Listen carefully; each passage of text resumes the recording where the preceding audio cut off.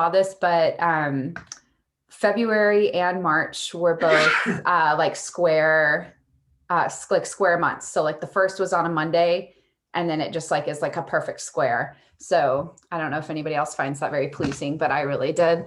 Um, so thank you everyone for joining our kind of kickoff event for Women's History Month for Focus on Health. A little bit about Focus on Health, who I am, who LP is.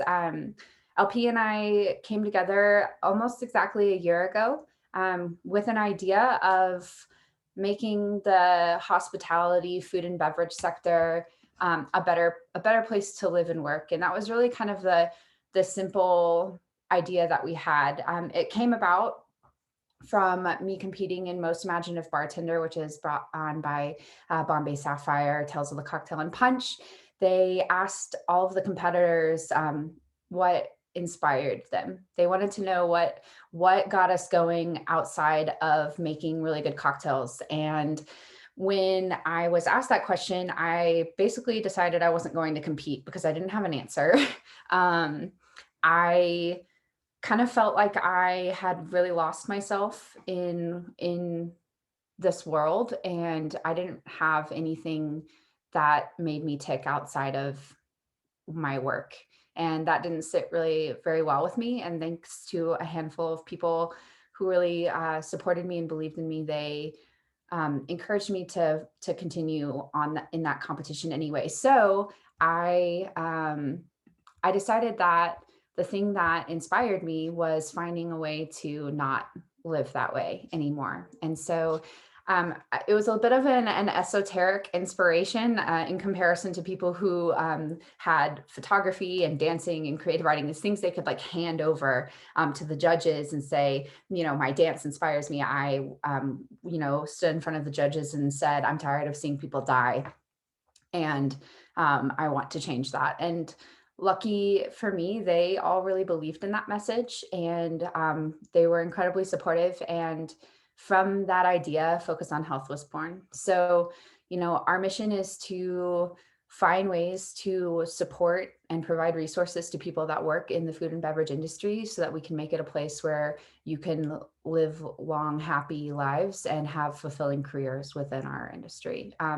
After that competition, I came home and wasn't really quite sure what I was going to do. And LP reached out to me and had coincidentally been going through very similar things and was feeling the same way. And I'm so glad she did, because I certainly couldn't have built FOH into what it is today without her. She is really the pillar that holds this whole company together. And I'm really, really glad to have her here today on the panel and as my business partner. So God, my eyeliner is making my eyes get all watery.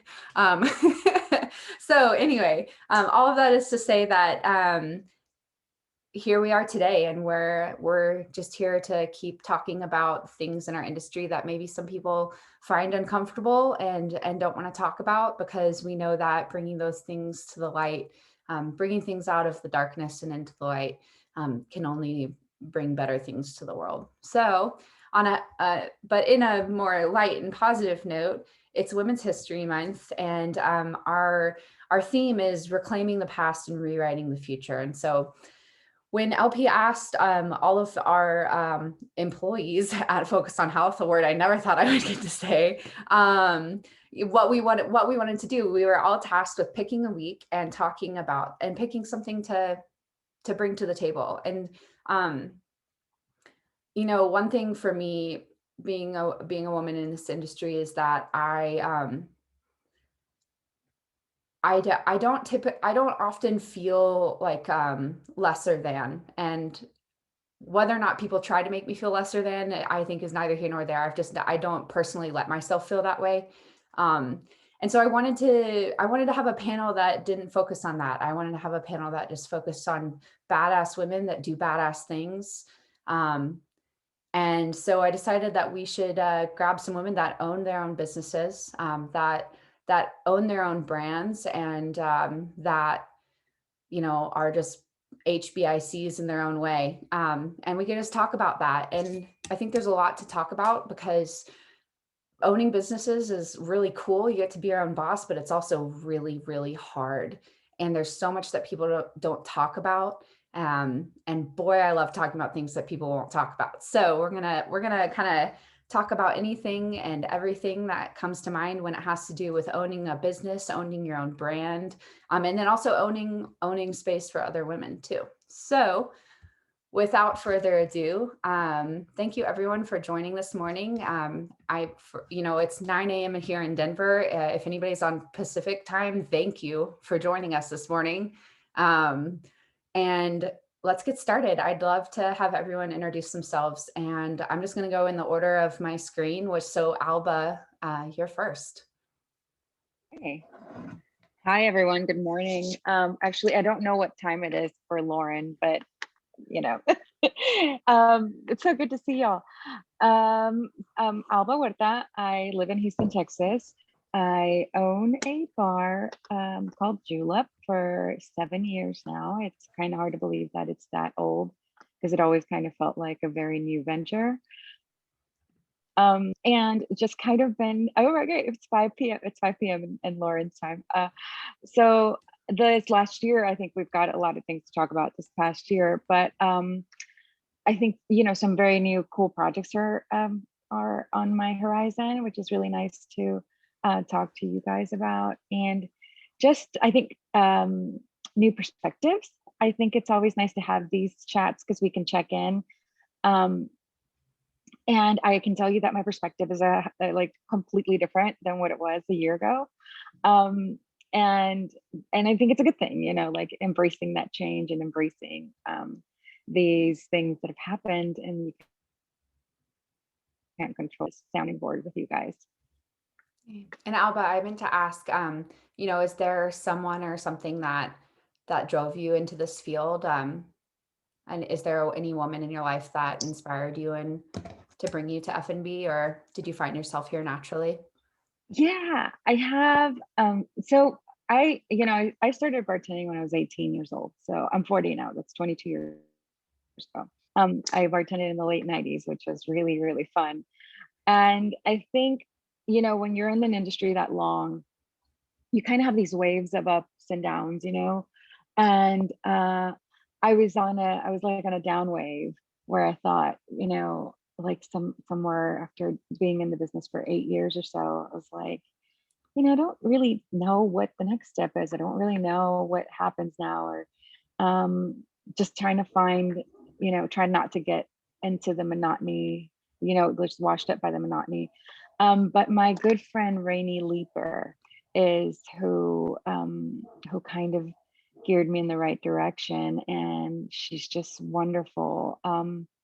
She is like a supreme. She's a woman that, every phase of her life, every decade or so, she's like, hey, I learned Japanese. Hey, I got this going. And you're just like, what? And it's fantastic, and I think as I've grown older, I've seen myself do that where I'm like, hey, I haven't drank in a year. Hey, just like these things that she's kind of set a great example for me to just do the things that make me happy. Kind of like constantly try to, like, I think she does this try to constantly surprise you type of thing. And I love it. I love to see where she is, but she's fantastic. So her name is Rainey Leeper, and she's also not like on social things like that. She's just very unique and like here for myself type of thing. So she's wonderful. That's awesome. Yeah. Thank you. All right, Lauren, you're up. Lauren, good to make the, I was going to say, it's good to make the distinction between Lauren and LP. We share a fantastic name, but yes, two different people. Alba, it was so nice to hear your introduction and about your friend Rainey. Thanks, Alex and LP and everybody for having me. Yes, it's just after 5 in Amsterdam, and sometimes we have super crap Wi-Fi in this country. So if I start to fade out, it's not on purpose. It's 100% probably the government. I don't know. So I'm Lauren and I live in Amsterdam now. I moved here in December 2019. So if anyone's keeping track of that timeline, that would be about 2.5 months before the whole world was turned upside down. I suppose I've owned businesses for quite a long time. And actually my first business that I owned, I opened in 2004. It was a small catering company in Toronto, like in my neighborhood where I was from, called Mademoiselle Chef. I still remember the business card was like a stock image of red tomatoes, and it said Mademoiselle Chef on the front in Comic Sans font, which I don't think anyone's allowed to use anymore. And I hope you have that framed. I do. I have it. I don't have it framed. I've got it somewhere. But it was a little company where I used to, cook in my kitchen because I was inspired by both my grandmothers to cook. And, I come from a family of very strong and very powerful entrepreneurial women that may not have owned their own businesses, but they had an entrepreneurial spirit to them. And that meant they weren't home a lot, which means the kids, so my mom's generation and then myself and my two brothers, we'd always be left to sort of fend for ourselves and cook. And of course, my brothers, left to their own devices, would cook like chefs, also known as food you probably shouldn't eat every single day at home. So I started cooking. I learned to cook through the Food Network just when it first started, before everything was cake wars.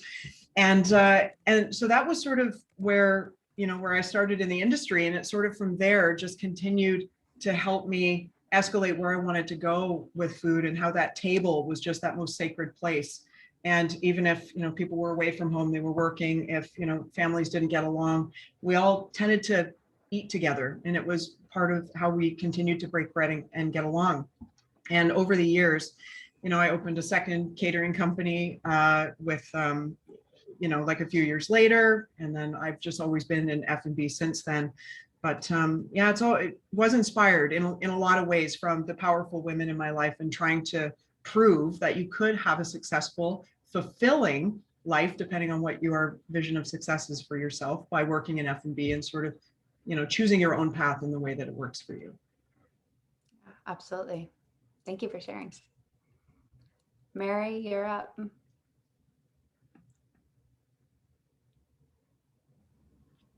Can you hear me? Yeah. So like Lauren, food was my entry point as well. I have always loved to eat as far back as I can remember, just obsessed with food, obsessed with snacks, my next meal.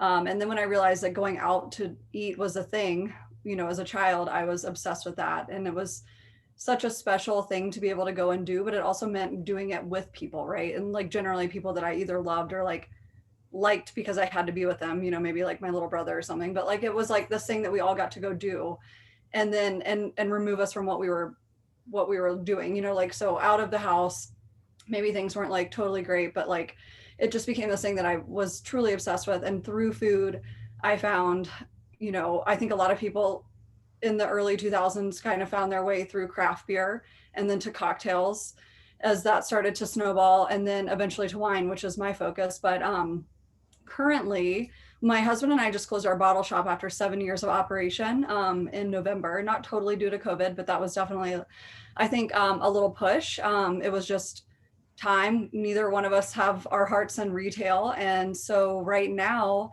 we are in the process of opening the bar that I own called Yacht Club, reopening rather, it'll be Yacht Club 2.0.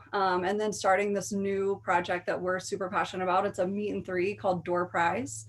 And in addition to that, we started another project with a friend that we're getting ready to announce. We've already started doing some work for it, but it's called Jelly Bone. So that's currently what I'm doing. And I think that's just a very long-winded way of saying, trying to occupy myself and keep myself interested.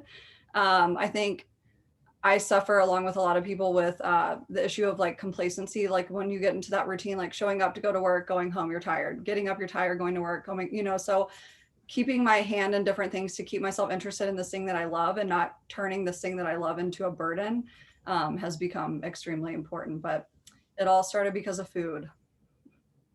And big change for you too, because you're so used to, being in service and at the bar and you've had now, a year of not that. Talk about imposter syndrome with that. It's crazy to be off the floor for a year and still feel like I deserve this job or like what I'm doing, right? And not having, and I love the interaction with guests, and I love every aspect of running a floor. And so it's been a lot of directing my husband and dog and cat around our floor, and just trying to maintain any aspect of that. But, Just imagining you like herding them around the apartment, like letting them know that they're exceeding their table time limit. Flipping. Awesome. Yes. Well, it's really like my cat chasing me, but. Hassel, good morning. Hello, good morning or good afternoon, wherever you're coming in from. I'm in Toronto, Ontario, Canada. Lauren, so nice to hear that you were in Toronto at some point. It's so amazing to hear the similarity of being drawn into this industry through the love of food. I'm very much the same. For me, it wasn't just food though, it was like anything culinary. So like culinary experiences as a whole, beverage, food, cooking, eating, all of it. And there's, so many stories that my mom has told me about being a baby and just bawling my eyes out when the food was done, like just being so devastated that it was over. I always wanted more. And I still feel that way. And so I got into the industry just because I honestly didn't really know what I was signing up for. I think in my mind, it was very romantic, the idea of being close to food and restaurants. I think my first front of house job was a host when I was 17 years old. And then I quickly moved through every front of house position you can think of. And in my mid 20, no, almost like, I think I was almost 30. I think I was 29. Late 20s, I finally took the entrepreneurial jump. Up until that point, though, I had the opposite experience in my household where my mom was always at home and she didn't really pursue her own career. Like my sisters and I, we were her life. We were everything and always a stay-at-home parent. And so for me, I think there was a little part of me that wanted to be an entrepreneur because I felt like I didn't want that. And even after I had 2 kids, I was so eager to get out and back into the industry. And so I started my first business after my second daughter I think she was about 14 months old. I started my first business and I had a 14-month-old and a 3-year-old. And I started a food event business called the Toronto Underground Market, which was inspired by the San Francisco Underground Market. And I took it and made a Toronto version, and it ended up becoming this like incredible informal incubator for emerging brands. Anything from craft beer, distillery, food. It had a very street food vibe. So there was a lot of different kinds of cuisines, just like Toronto's very multicultural when it comes to food. So it took off, it blew up. It took up 3 years of my life. And during that time, I also launched a restaurant, which is now a global franchise with my ex at the time. So I launched 2 businesses at the same time, which I look back and I don't understand why I did that, but it really kind of fast forwarded me into being an entrepreneur. And yeah, it's interesting. Like, unfortunately, I didn't have, when I saw some of the questions and when you asked Alex about like a female figure, I didn't really have that. My dad was an entrepreneur, so I was definitely inspired and influenced by him, but it was a lot of seeing what my mom didn't get to do that really fueled what I wanted to do. And just really wanting to craft my own way. And I think when I look back at my career, and I still do this to this day, I really create things that don't exist at the time because I don't feel like I fit properly anywhere. So I'm always looking for like, okay, that doesn't exist, so I guess I'll create it. And, another example of that outside of the Toronto Underground Market is Not 9 to 5. So now I currently run Not 9 to 5, which is a nonprofit organization.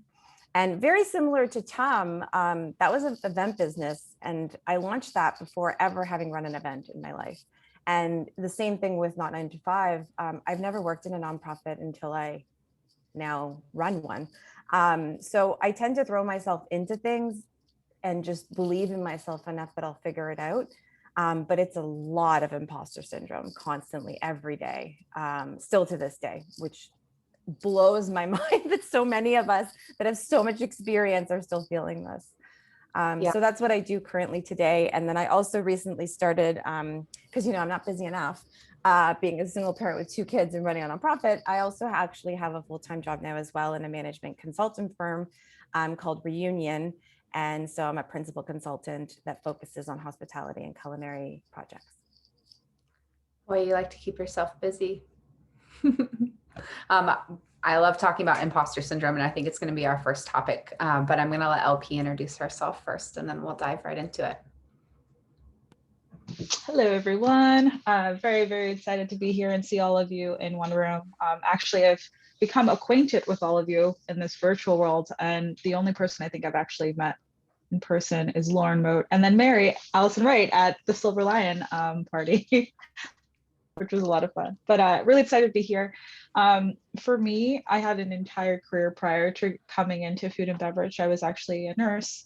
And I would go to this one bar and do my nursing homework because it would take me hours to complete. And as you all know, if you have a guest coming in and they're not really ordering anything, it's sometimes very difficult to be nice to them. But they were always so hospitable and always so nice. And they always came and refilled my water. And you know, I think in that moment I realized, like, wow, they're not just nice people, but they're amazing hosts. And slowly but surely stopped going in to do my homework and started going in more just to enjoy the experience, and fell completely and totally in love with food and beverage. I think, you know, for many people, they're often very much intrigued and interested in the food aspect or the food element. And for me, it was cocktails. I was like, oh my gosh, this is so cool. They're shaking, they're straining, they're, you know, making these beverages look beautiful, and I want to do that. So I, you know, and very much Lauren's style, went up to the owner, was like, hey, I want a job here. Like, how do I do that? How do I make it happen? You know? And I worked my way up. I started as a bar back and served, and, you know, was cleaning bathrooms, did everything I had to do to get where you know, those bartenders were. And then I became, a year later, the assistant general manager and lead bartender, which is ridiculous that I'm thinking about it now. But, you know, knowing my mom and how she is, it was like, you are going to do this and you're going to be the best you can possibly be in doing this, or what's the point in doing it at all? So very early on, had the pleasure of going to bar 5 day, did not pass, but went, you know, had the opportunity to experience. I still need to go back and do that. Went to Tales of the Cocktail, and, you know, was exposed to all of these things that a lot of people have the opportunity to do in the beginning of their careers. And I mean, it was just very much confirmed for me that this was the path that I wanted to take for the rest of my life. I wouldn't say very early on I was influenced by female, you know, influencers. I'd say more present day. But I've been very fortunate, lucky enough to surround myself with people like, honestly, all of you. I think at some point, I know Alba, with the social justice aspect of things in recent day, we've had a lot of conversations in regards to things about, you know, the Hispanic and the Latin community. And Lauren Mote helped me out very early on with Focus on Health, and I'm running a business and I have no idea what I'm doing, help me, you know. And so I've had conversations with each of you, and it's just really an amazing thing to be able to lean into the community. So for me, I did my handle on social media is LP Drinks DC. So a couple years ago, I started what was a cocktail pop-up, LP Drinks DC, and realized there are a lot of individuals starting businesses and don't really know how to do that. So it very much turned into a consulting company that assists and helps individuals looking to start businesses, and provides some tools and steps on how to do that successfully. And then Focus on Health a year ago, you know, fast forwarding to current day, it's crazy how much we've been able to do, and it's just been such an amazing journey. So thanks for having me. Hey, happy to have you. I think when I first was emailing you, you were just yeah, okay, we're doing this thing, but you need another panelist. I'm no, you are the other panelist. You're so used to being in the background and making it happen. You know, you're the engine that makes the whole train of FOH run. And I was no, you are the panelist. You get to come talk about being an owner, because you're incredible. So y'all are all incredible. Let's kick it off. So, you know, I touched on this at the very beginning. Everyone wants to be their own boss. We all want to write our own schedule. We all want to be in charge of our own lives. There's so much that's so cool about that. That sounds awesome. But it is so obviously not all sunshine and roses. There's some things that are really hard, some things that are like mechanical, right? You know, like if you're the person in charge, you know, like you're the person that has to go when like the toilets overflow and like, you know, you have to go plunge everything. Um, but there's also, you know, if you're the person in charge, then like you often don't have that person like giving you like positive feedback or any feedback, et cetera, et cetera. So, you know, what's the nitty gritty for y'all? What have you experienced? Like Mary brought up imposter syndrome. Very familiar. I'm sure we all are pretty familiar with that. Who wants to start? Like where do we even start with the trials and tribulations, but also joy and happiness that comes from owning your own business? I could start. I think for me, honestly, I'm a very much like a machine. I'm like, go, go, go. We have to do this. We have to do this. Like, these are all the things I want to do. And rather than say, I have 30 days to complete this, I'm like, I need to do this now. And it's like a great quality, but it's also just, it's such a dangerous thing because I this year has been really interesting for me because it's like, you know, you're advocating for the health and wellness of an industry in its entirety, but you always put yourself last. So it really was a great opportunity for me to prioritize myself. And I've said no more this year than I think I ever have over my entire career, which is such an amazing thing. So it's finding balance with, and Alex, I think you say it best. You're like, when we first started, you know, really connecting with Focus on Health, you constantly said to me, you know, not every great opportunity is your great opportunity. And I was like, that is so true. And I felt that for a really long time, you know, being someone who's a new face and like new to food and beverage, it was like, I need to make a name for myself. I need to like, you know, I need to take advantage of all of these tail seminars and all of these things with Portland Cocktail Week. And I need to, you know, put myself out there, but I can't do that at the expense of my health and my wellness. Right. So I'd say that's definitely the biggest lesson I've learned this year. But more importantly, I realized going into this how much we really wanted to focus on giving back and how rewarding that has been for me, how important that is to me in the work that I do and everything I do.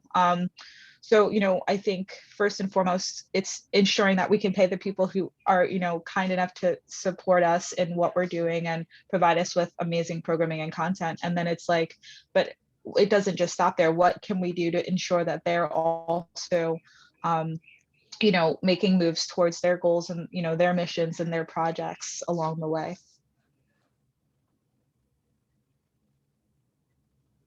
Anyone else have anything else to chime in on that? I mean, what LP said about using this year to prioritize yourself, I think I would absolutely agree with. Before, if I look back to like exactly 1 year ago, my schedule was work the floor every night I'm in town, maybe take a day off if I'm lucky, leave for the next trip. Boom, boom, boom. You know, I knew looking from February through August how many times I would be gone. And then I knew that a couple weeks from then, August through, you know, October would start booking or filling up rather. And taking and being halted in my tracks basically with the entire world forced me to prioritize myself, and that definitely exacerbated the imposter syndrome.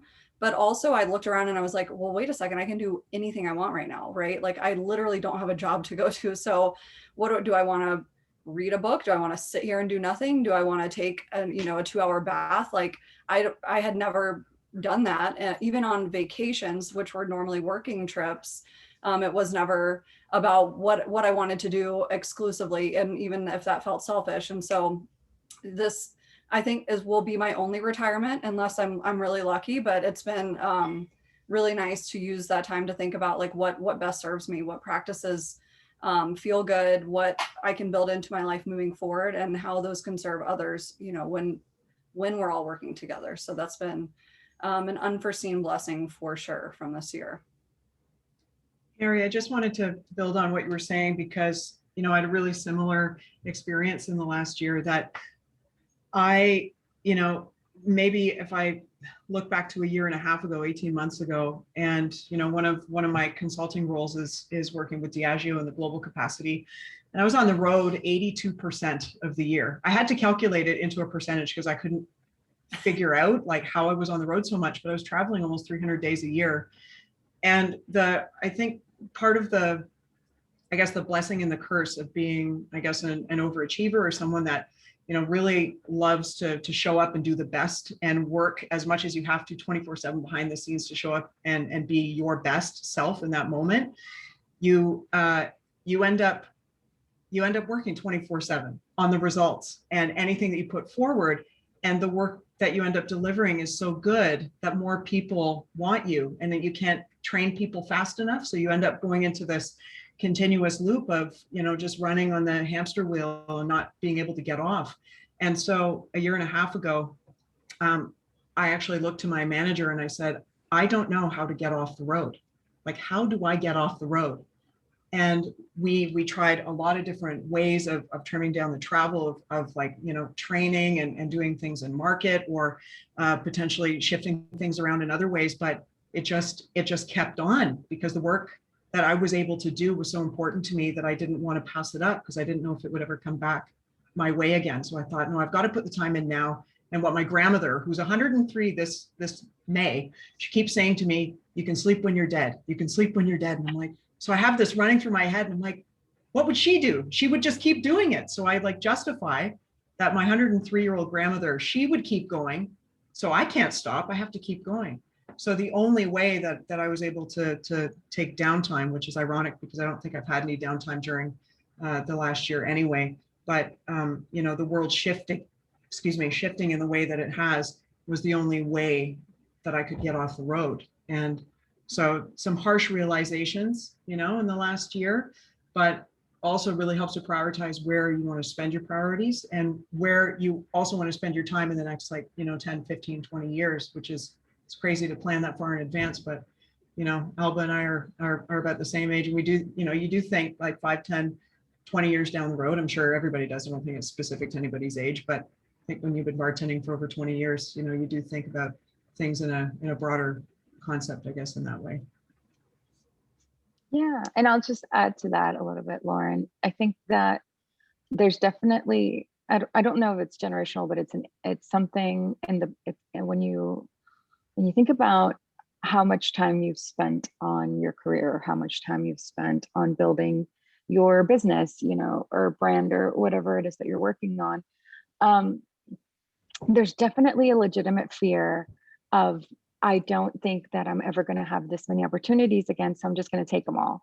So you just end up doing everything, and you end up not sleeping. You end up, slightly depressed, or, absolutely depressed in some capacity, and overwhelmed. But at the same time, incredibly productive, because you've stretched your brain to have like another fold somehow, and you're because naturally, like, you're going to survive. You're a survivor in this environment that you physically put yourself in, and whether that's logical or not does not make any sense outside of your own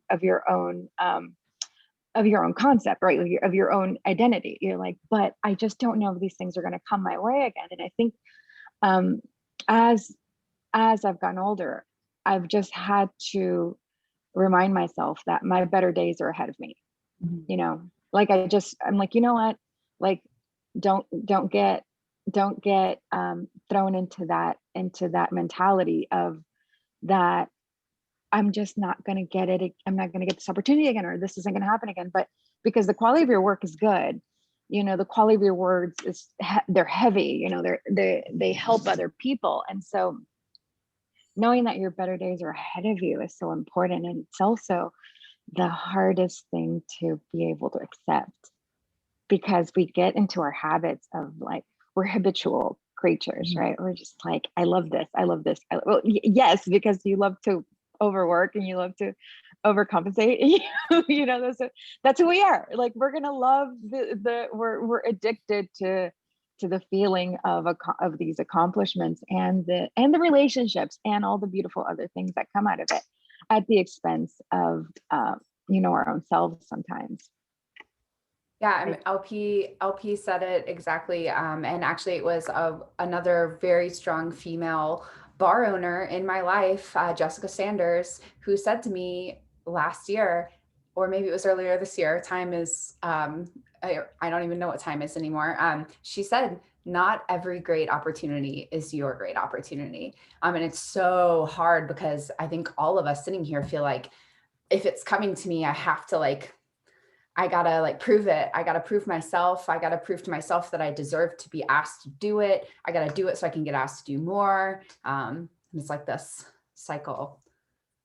Yeah, I agree with that.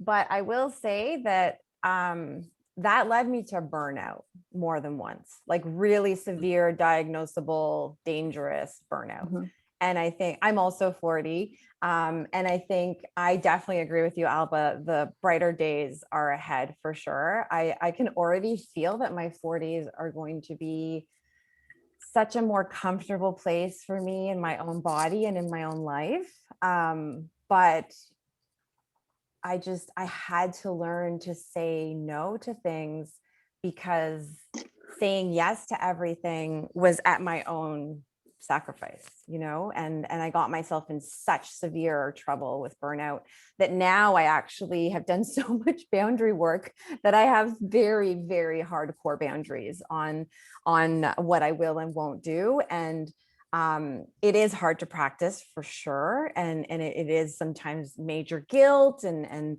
all that kind of stuff. But it took baby steps of starting with small things. And it also took for me, what really helped me was figuring out that when I say no to something, I'm saying yes to myself. Right. And when I'm saying no to something, I'm saying yes to something else that I would want to do more of. And that helped me because then it didn't feel like a solid no. It felt like, oh, I'm still saying yes. I'm just saying yes to different things. And I'm just saying no to those things because they're too distracting or time consuming, or they're not aligned with my purpose. They're not aligned with my goals. They're not aligned with how I want to show up in the world. And the no being actually a yes was something that really helped me start saying no more often and helped me really put down those hardcore boundaries of like, okay, these kinds of things I just won't do and don't do. And, but it's so hard to practice in a world where I feel like, especially women, we're so conditioned to people please, and we're so conditioned to like be caregivers and to just make sure that everyone else is good and comfortable. And it's so funny, for so long I thought that was because I was a mom and I thought it was like a maternal thing, but I've come to realize no, it's so much more broad than that. It's not about motherhood or parenthood. It's really about, I think, how from when we're tiny we're shaped. And yeah, that I love everything that everyone shared, and it resonates so deeply for me. Yeah, I appreciate the thought of framing it as it's not that I'm saying no to something that somebody's asked me to do, but I'm saying yes to myself, because as women and as women in hospitality, we're so conditioned to say yes. It's like you never say no to the guests, you never say no to your employer. So finding a way to say I'm saying yes to me, not no to you, would probably be a great thing for a lot of us to reframe our perspective of when we need to say no and give ourselves a break. This whole conversation kind of brought a question that I tried to write down. My hands are really sweaty, and I've been trying to put all this lotion on because it's so dry here. So I was the pen was slipping out of my hand as I was trying to write it down. But how do we prioritize ourselves and continue to do this work, especially as owners that have so much going on in our lives, when we get back to normal? As life starts to and this is already started happening for me a little bit, because I am back behind the bar 4 days a week, and life is starting to there's parts of it that are coming back piece by piece. So as that happens for all of us all over the world, how do we remember the lessons that we learned over the last year and keep implementing them so that we can hold on to a little bit of ourselves as we get reintegrated? Trust and empower your team. I think all of us here know that we could probably do a lot of the things that we have to ourselves, but there's no learning in that, as we have to empower and mentor other people, especially those that, we either sit alongside that are doing the same things as us on the same level, or perhaps new folks that are coming into our businesses and that are eager to learn. I would rather spend the time to train and empower and set up the resources and set up the tools and the access, and just be there as, as the conduit to make sure, checking in once in a while, the supervisor, if you will. And it's, with Bittered Sling, with our company, one of our companies that myself and my husband Jonathan own, we've built that specifically to feel more like it's a community, that yes, everyone's opinions matter. There are multiple seats at the table. I don't even think we have a table. I think we all just stand around and cuddle. That's how close we want everyone's opinions and to feel part of that. But taking this time, during the last year, but even far before that, I mean, Bittered Sling is almost 10 years old, and we've always run our company in that way that, if there are folks that are passionate about drinks, passionate about hospitality, passionate about, the things that our company stands for, and the things that, Jonathan and I as humans stand for, then definitely we want you to be part of our family. So I think, for me, it's always making sure, and even like in Diageo or whatever projects that I'm working on, that's the big learning for me, is how can I just empower and trust that the team that I'm working on can actually just get it done. And if they need something, they'll come and contact me, because it's not just, hiring and empowering based on the skill set, but it's also on the personality fit. It's on, there's so many different puzzle pieces that make everything fit. And I think that's for us, that's a good way, a good, sounding board to sort of live by going forward.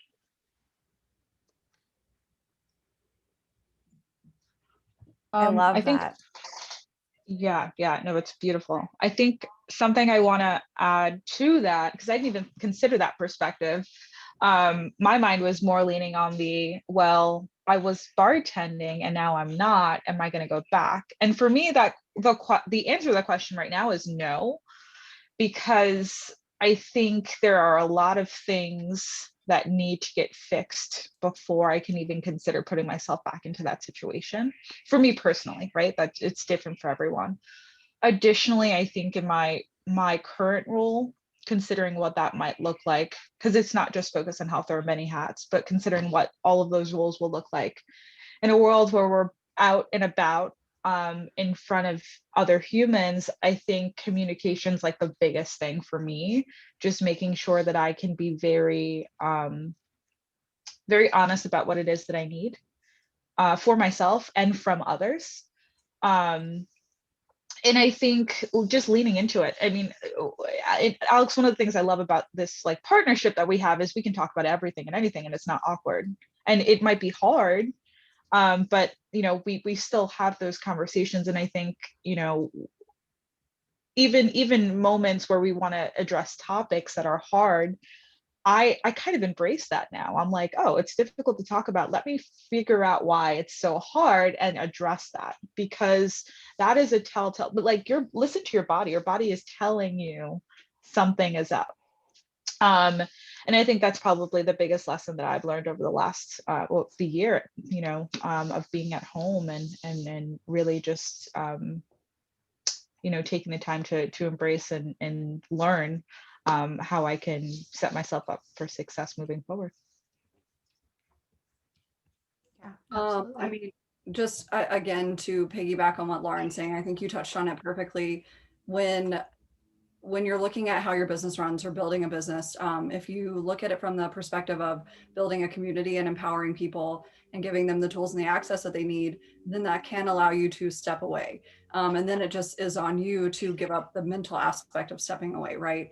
And allowing yourself to not be present, even though you weren't physically present. But that's a huge part of how we run things. We want people to make their own decisions. We give room for error. We don't kill people, like if they make a mistake.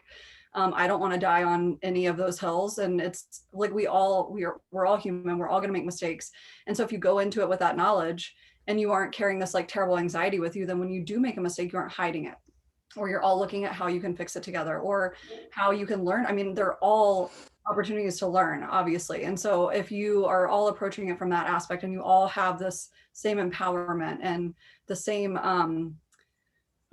training, and you all feel comfortable to, you know, to step away or to step into a certain role if someone's not there. I think that's the best way to allow yourself to take a break, and maybe the only way, but it's extremely important. And I think those are the types of companies that I wanted to work for. And when I realized that that wasn't the norm, that's what we've sort of set out to do, is create these spaces that people want to be in and they feel good about themselves when they're in, and they don't operate from a place of fear and scarcity, but empowerment and knowledge. And that's, I think, probably the biggest lesson I've learned throughout all of this, through my career. Yeah, 100%. Coming from the perspective of somebody who works for ownership and leadership that create those kind of environments, I can say that it's been a huge change for me. I've not always worked for people who create those kinds of environments, and it's also a massive relief, although still sometimes hard to remember that that is the environment that I work in. But yeah, being able to work in an environment where you can make mistakes, and, you know, as I say on the podcast all the time, like Alex Day said one time, like failing forward, and always like learning from your mistakes rather than being so afraid to make them that you, you know, hide them or live in constant fear of being fired or whatever it may be. It's really empowering, and it's been a career changing experience for me, for sure. Amazing. I'll say, okay, great. I thought I was muted.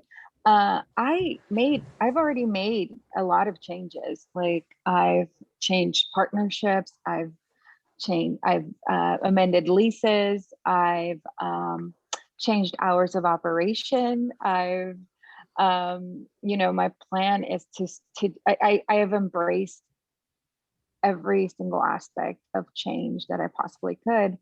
And like the consumes projects is the way that I consume, that I want to get over conflict, right? So when I finally had had to face like slowing down and didn't have anything to do, I was like, well, this doesn't seem right. This lease isn't right. This isn't right here. Analyzing consumer behavior and how consumer behavior has been, you know, dramatically changed during a pandemic, and how that, you know, making some projections on how that's going to be in the future. Thinking about business models that will fit that. Thinking about the you know, a broken labor force. Like, how do you get back to reopening businesses with an incredibly injured labor force? Everything is different. Like everything's already different. I'm different. Like, so I don't know that I want to go back to anything the way that it was before. I don't know that I want to travel the way I used to.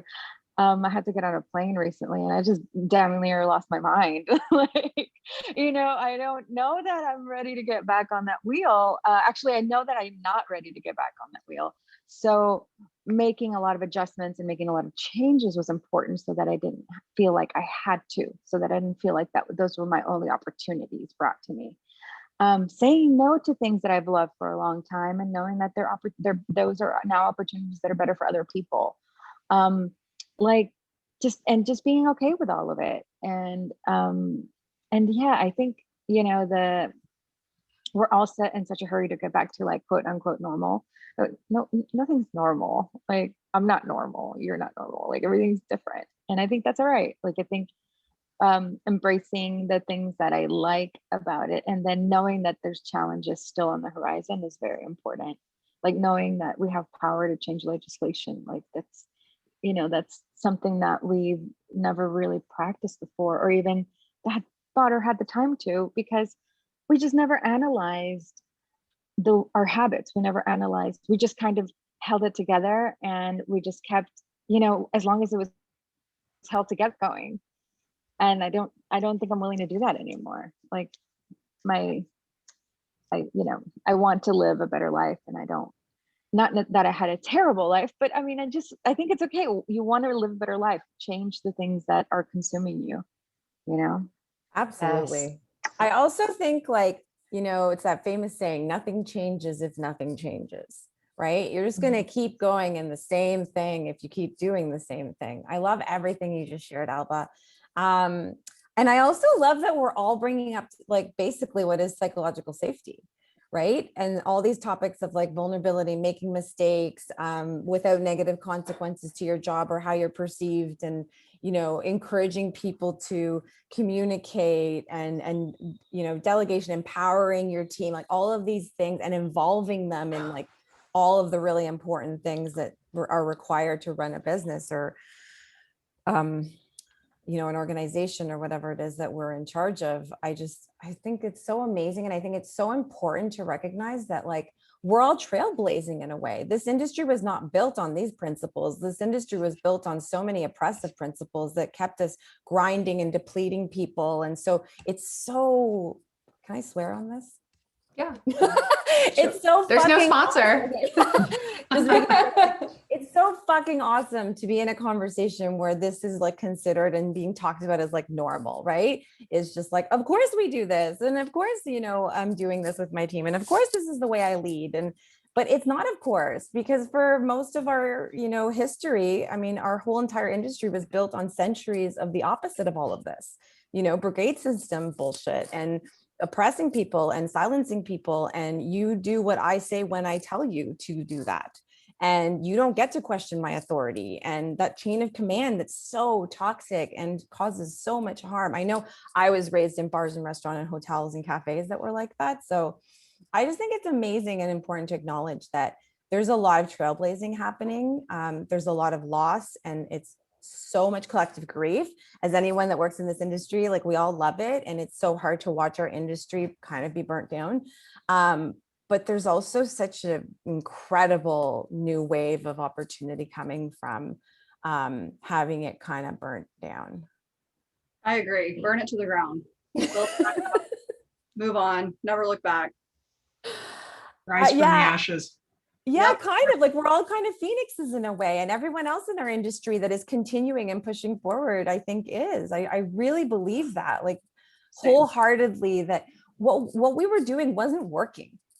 You know, I was losing friends regularly in this industry, on the regular, to suicide and to burnout or I was losing them because they were leaving the industry because they were like, fuck this, I'm out, this doesn't work for me. And so anyways, I just think I'm so inspired by all of you to know that there's businesses being built on psychological safety. Same. And, you know, to touch on what you were just talking about when Alex asked if there was a strong female that inspired us or led us into this industry, for me, it was quite the opposite. It was the absence of that. And what you're touching on, this oppressive system and chain of command, this toxic chain of command, that inspired me to push up through it and say, that doesn't make sense. The decisions you're making don't make sense. There's no reason to keep doing things like this. It's hard to watch and not have a voice or a way to change it. And so to watch all of this change happening and all these people saying, you know, we're not going to do it this way, obviously it doesn't work, is awesome. It feels really good. It's a massive relief to hear people that own businesses talking about this, because, you know, it starts with y'all. And, you know, that's like a constant fear and question in my mind right now, is like, how do we start here and move forward and make the changes? Because sometimes it feels like, you know, you can't do it alone, or you know, you're so afraid to be like the one bar doing that. Like, Alba, I'm sure that that's something that you've like gone through in your head of like, what if I'm the only bar doing this? Like, what if people don't want to come in and pay more for a cocktail, even if, you know, they don't have to tip, or like whatever it may be. But like being the first person to make those changes, the first business to make those changes is, it can be like a scary decision to make. Yeah, It's a relief to hear other people are thinking but every about those things. decision was scary this last year. You know, there wasn't like a single like, oh, that's a great idea. It was like the best decision of the worst options possible. So I think that especially if you were on the ground as a bar owner, as a business owner, and I think every single state in the, you know, in the US kind of had it differently. But I can tell you that, I mean, there's a point where I was just like, or what's going to happen? You know, where I was like, oh, okay. Yeah. Or what are you going to do? or what are you going to do? You know, so, oh, you're going to close down bars. You're going to turn us all into restaurants. That's weird. And then what's going to happen? You're going to close us down again. Okay. You know, you just stop being afraid, and you stop thinking that like there's, you know, you're just like, I don't care. This is what we're going to do. This is how it's going to happen. I closed down the bar for most of that because it wasn't healthy for anyone. Turning yourself into a restaurant when you're a bar is really weird, but and then trying to get your customers to agree with that, because that's not what they signed up for either, you know, or your staff or anyone, you know. So like at some point I'm like, okay, so or I close, you know. And that's when I was like, I just don't give a shit what all these things that are in my own mind restricting these decisions, you know, like they're just not really that scary anymore. And you lose the fear, and you lose like whatever it is that's like these barriers that you've made for yourself, and you just honestly make better decisions. You just don't give a shit about them anymore, and you start to focus on the things that you really care about. And you're like, you know what, I'm operating these cocktail trucks and it's not making $1 million, but it's at least healthy. People are happy, people love us, there's a great you know, people have love for us. We're not damaging their idea of what it's like to come to the bar anymore, or like changing their conception of like their like changing the way that they go out, or, you know, it's just like, it's okay. Like there's nothing else to be scared of. Yeah. You know? Yeah. At least not for me. All right. So we're at an hour, and I don't want to keep y'all too long. So if anybody needs to run now, feel free, but I'm going to ask one last question for anybody that can stick around. I just want to briefly touch on the topic of lifting other women up in mentorship. Some of us have had really incredible, strong female figures in our life and in our career. Others didn't at first and eventually found them. But how do we keep working to not just be our own champions, but be the champions of other women in this industry?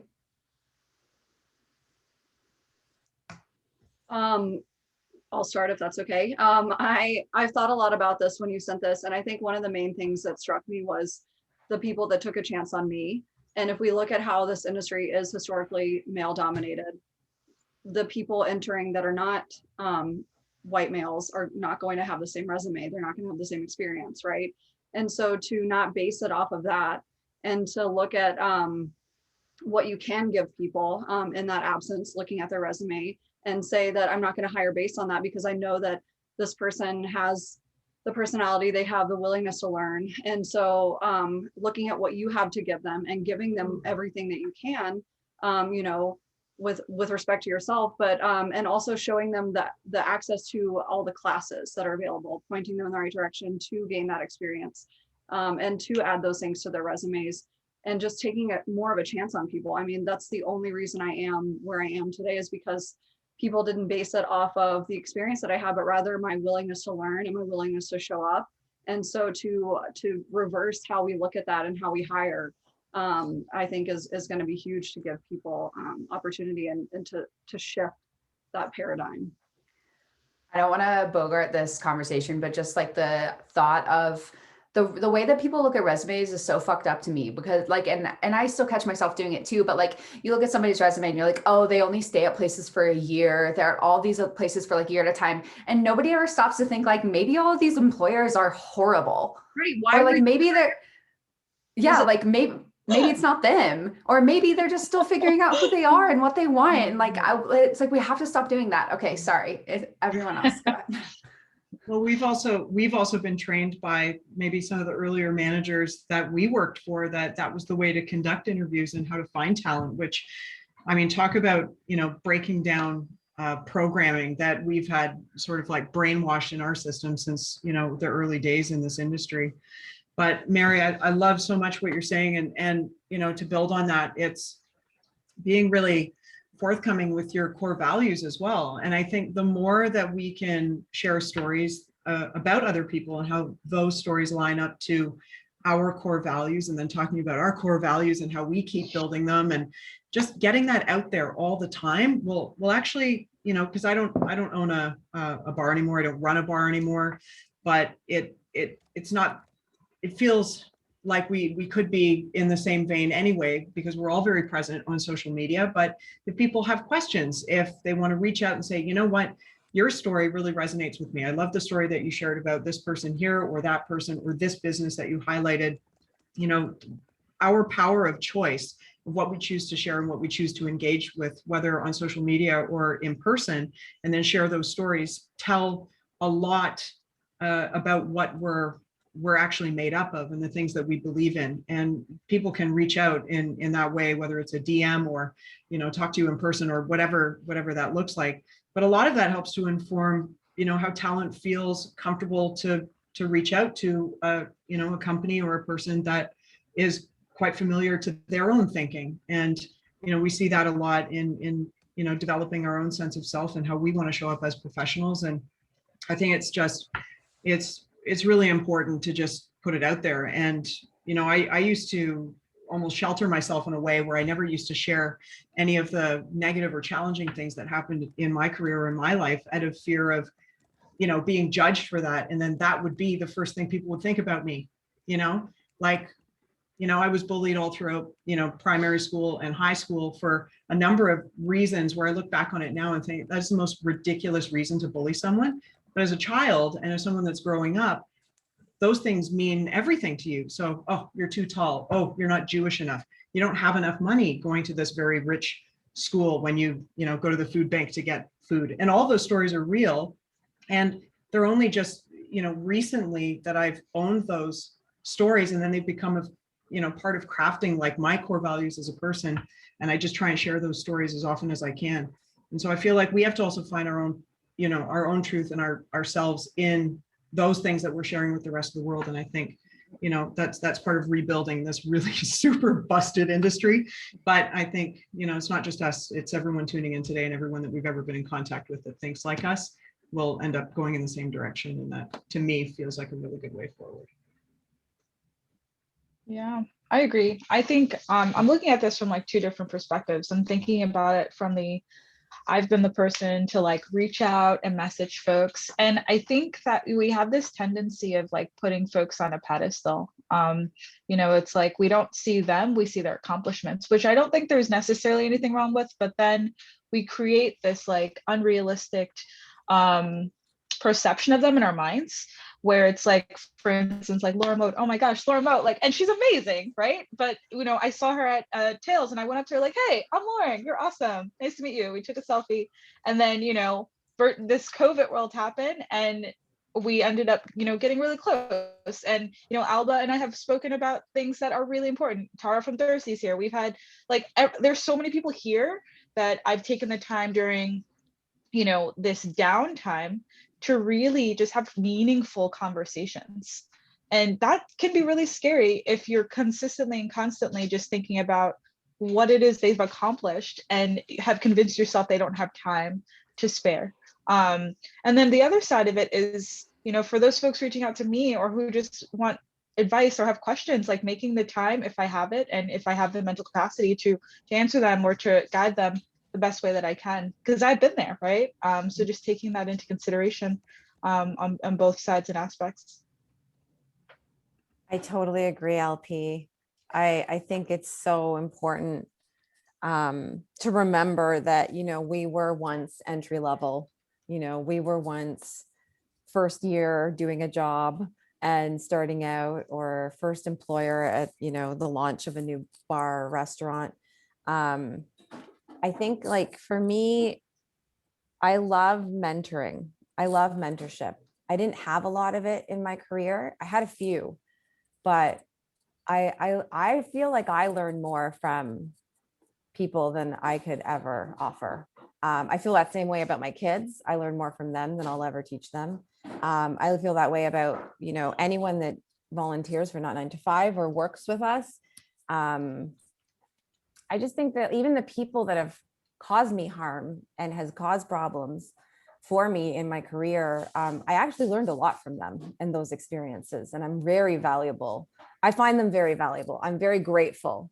It took me a lot of years of therapy to get there, but I am grateful for those experiences. And I guess I try to keep myself as accessible and approachable as possible. I try to share the ugly truth of being in this industry and the impact it has on my mental health and, my substance use, and how much this industry has affected that and the challenges around that. I try to keep that as open and honest as possible, because especially on social, like it's too much of a curated facade. So I think the more that we can work on being more honest and not just showing like the quote unquote perfection of things, I think that is a way to help the next generation, or just people entering the industry. Sometimes like LPU shared, you came from one industry into another, so you weren't junior, but you were just entering in for the first time. And there's a lot of that, and there will be a lot of that moving forward, because if you look at statistically speaking, how much of this industry has left already and pivoted out due to the impact of the pandemic. The future of this industry is going to be built on a lot of fresh kind of perspectives and new, workers that have not been raised like we all have. So that's a good thing, a scary thing, but an important thing to keep in mind. I think too, also, to be very forthcoming. And when we're talking about making space for others, I feel like everyone here on this panel, we hold space that that other people see as valuable, that other people see as something that they want to, that they aspire to in the future, right? So one of the things that I've realized coming out of this pandemic specifically is that I don't ask enough questions about, like, I understand that I'm a minority and that I'm an immigrant, that I'm a woman, but how much more space are you making for other people who also need those opportunities, right? Like, I no longer feel that it's just that I'm enough to be holding that space for others. I feel like that there should be more diversification. I feel like we should be asking those questions. I feel like if you're not, then it's just kind of lip service. We're just kind of doing it in this ethereal environment. Like, that's not really causing or not really impacting change. And so I've become more vocal about that, and I've also become more honest about it when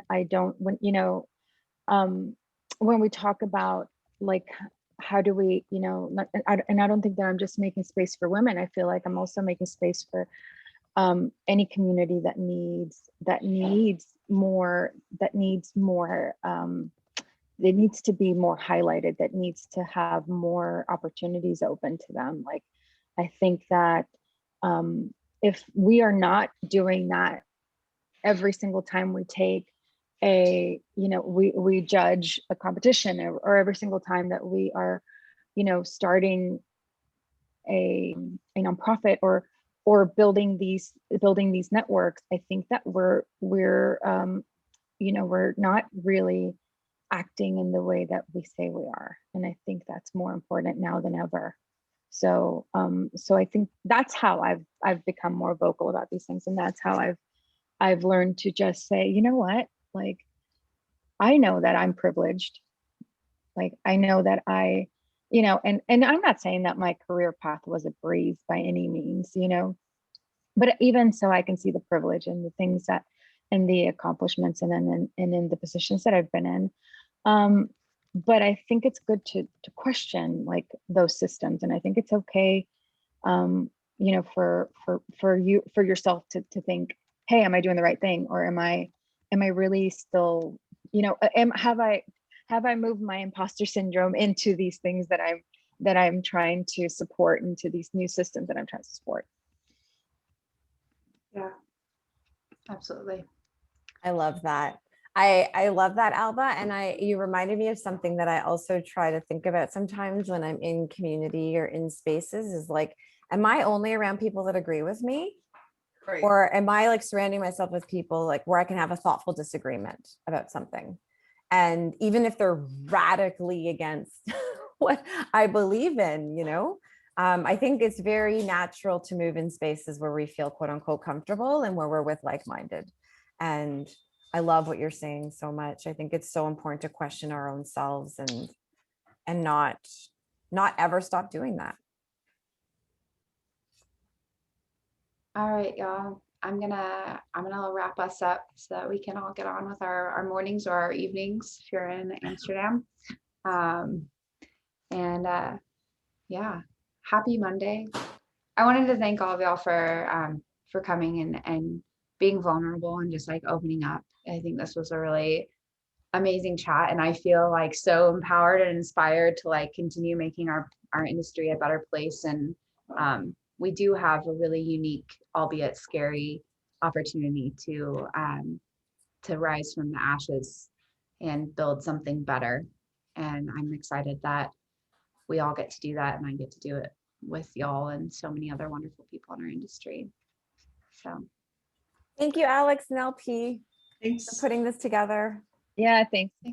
We look forward to the rest of this month. And take the Yay. time to FaceTime people. Yes. Yes. Just call randomly. Just call randomly and have good My mom does FaceTime. that all the time. Yes. Yeah. During She did it. sessions. She did it as I was getting out of the shower today. Yeah. Like, I It's can't answer, I'm amazing. naked. We all need each other so much, more than we let on. And, thank you for holding space for us today, and really, really appreciate being involved. And it's nice to see all your faces and everybody that's joined. So thank you. Thank you. Thank